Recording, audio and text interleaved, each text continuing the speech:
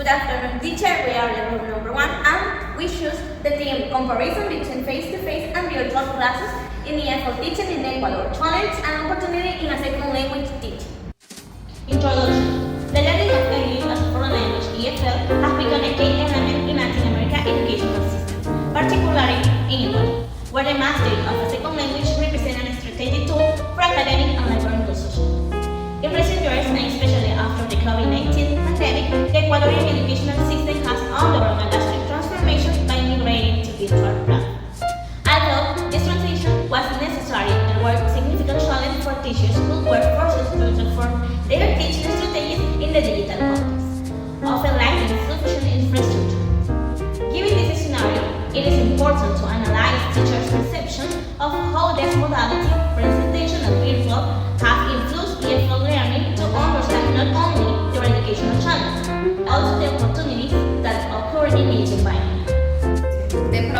The main problem of this study lies in the lack of research, study from the experience of the qualitative perspective and the reflection of teachers on the teaching of English in the different modalities of education in Ecuador.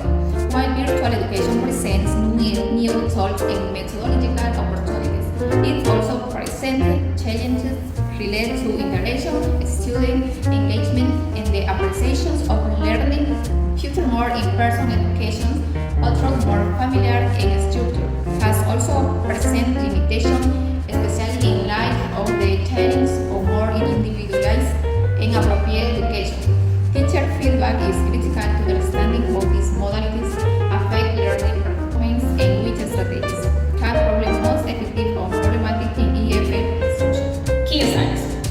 Recent research supports this need for evaluation in indoor study. Paredes in Colleges 2022 analyzed the educational process in virtual environment during the health crisis, noted that educators encountered challenges in fostering activity self-participation while having to manage digital tools for which they were often unprepared. In a similar vein, Burgos, Imidera, and Associates 2022 came to the conclusion that many educators observed at the clinic in the value of learning interacting in the online setting, which affected their assessment of student progress in learning English. Lastly, research from an Ecuadorian school by Rueda 2023 shows that while in-person instruction is valuable for providing greater control and support in the learning process, teachers also acknowledge the value of digital tools to extend pedagogical strategies, so long as they receive sufficient training to use them. Thus, studies highlight the importance of deepening the experience of teachers,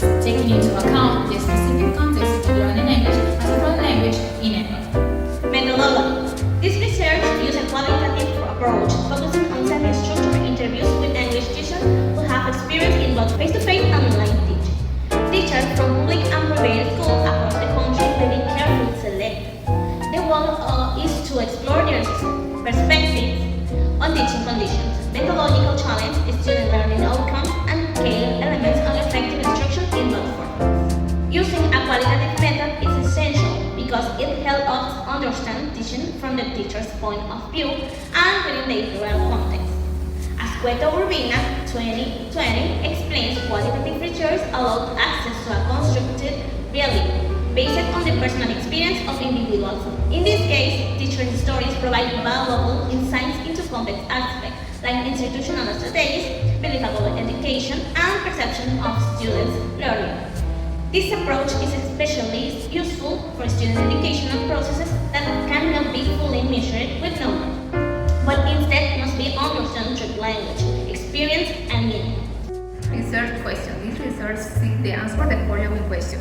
How do EFL teachers in Ecuador view their students learning in the face-to-face class compared to virtual class? What methodological and pedagogical challenges do they identify in each modality? What strategies do they consider most effective based on the experience in both teaching modalities?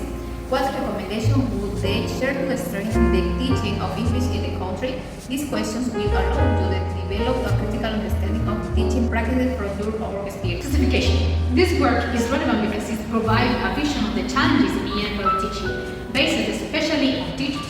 They are clearly experienced in those different teaching environments such as face-to-face and virtual. It's a value source for requiring continuing education policies, curriculum design, to the new realities. In addition, it will provide our empirical basis of guiding more effectively strategies to promote meaningful learning of English as a foreign language in Ecuador. The general objective of this study is to understand the opinion of English teachers in Ecuador about the learning process of their students in both face-to-face and online